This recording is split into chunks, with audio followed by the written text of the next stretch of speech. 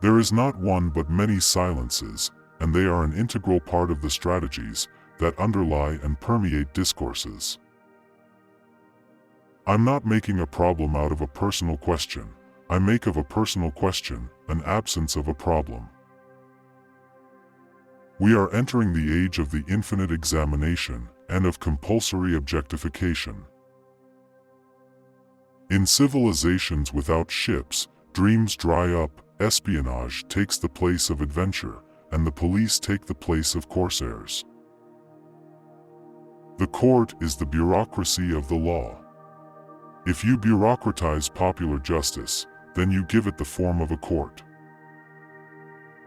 Nature, keeping only useless secrets, had placed within reach and in sight of human beings the things it was necessary for them to know. Do not ask who I am and do not ask me to remain the same. Leave it to our bureaucrats and our police to see that our papers are in order. People know what they do.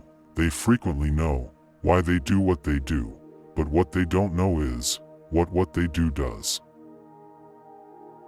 This knowledge, so inaccessible, so formidable, the fool, in his innocent idiocy, already possesses.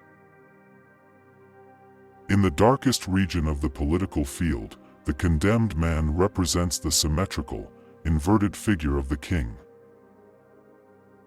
As the archaeology of our thought easily shows, man is an invention of recent date, and one perhaps nearing its end. It is no longer possible to think in our day other than in the void left by man's disappearance.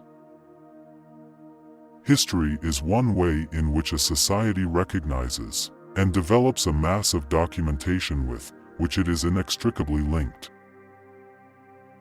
The main interest in life and work is to become someone else that you were not in the beginning.